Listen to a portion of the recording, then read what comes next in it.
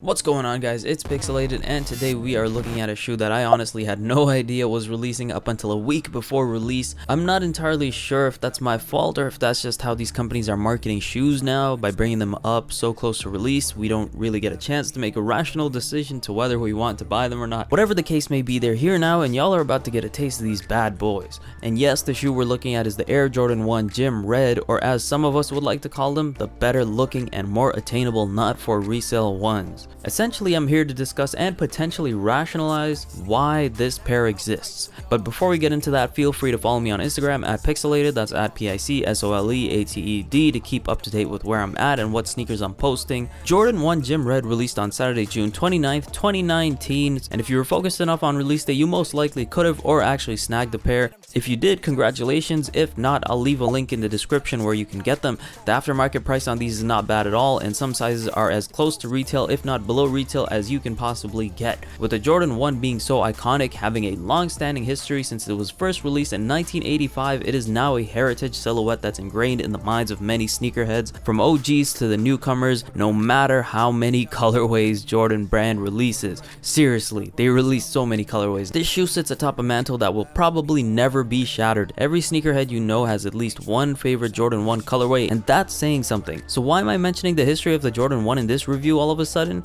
Well, let me get there and you gon' find out. Seriously, stop interrupting. Now, while this colorway is very similar to the not for resale ones, there's something very peculiar about the color blocking of this pair in particular that makes it a little more special. A few of you might have caught it, but if not, let me help you out. It's basically a reverse of the iconic Chicago Jordan 1 colorway. If you took the black leather panels of this shoe and turned them red, and the red panels and turned them black, you'd get the OG Chicago colorway. Hence the unofficial reverse Chicago title that I'm giving these shoes. Does that make these special enough for you? I don't know. That's for you to decide. Moving on to the materials, these are Jordan 1, so if you're familiar with them, you have a good idea what to expect here. The upper is made primarily of leather. We have these black leather panels that make up the toe, heel counter, ankle, and eyelet panels, and they have this unique shiny texture, giving it a sheen which I absolutely despise. It feels like they dipped these in an oil slick or something before they finished off making them. It doesn't really make sense to me, and it's probably the same reason why the Shattered Backboard 3.0 was getting so much hate, because that wrinkly, shiny black leather looks like the shoe was made out of prunes. But at least it's not as noticeable here. Still though, I'd prefer my Jordan 1s and pretty much any shoes with more of a matte finish instead of a greasy one.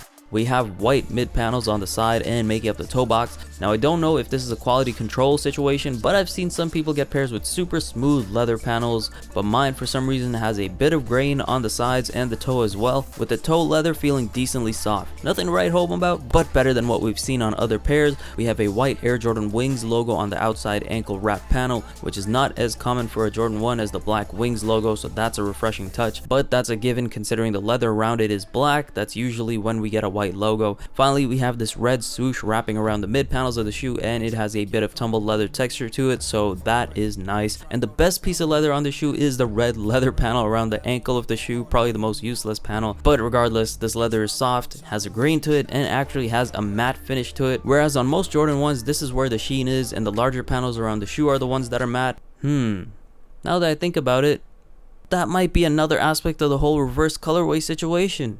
They did it with the materials too. The shoe comes with all black laces and an extra set of all red laces, with a Nike Air tongue tab in white and red on the tongue, standard Jordan 1 midsole in sale, and we have all black bottoms. When it comes to comfort, it's a Jordan 1, so expect what you expect from a Jordan 1. It's a great casual shoe, it's a high top, so if you want to lace it all the way up and lace it snug, you can get some ankle support. But for the most part, it's 30-plus-year-old tech, if you can even call it tech.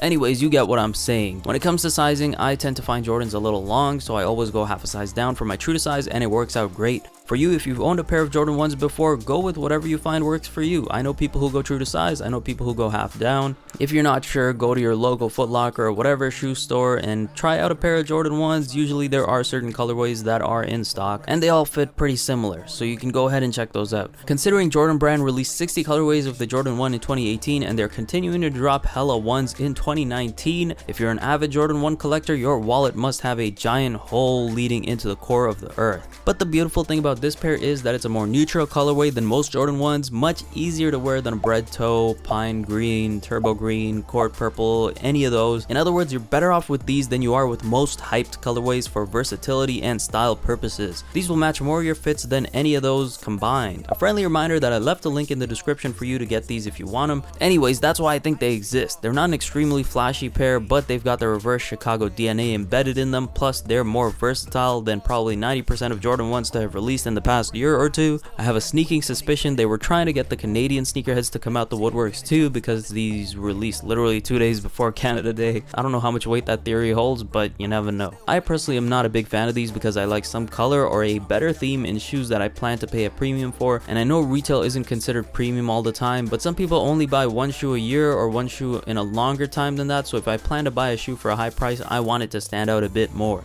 These definitely do pop, but they're not my preference. That doesn't mean they can't be the ones for you though. A Jordan 1 is a sneakerhead essential, and what better place to start or continue than the Jordan 1 Gym Red. What did you guys think about the Jordan 1 Gym Red? You into the reverse theme? Would you wear them to the gym?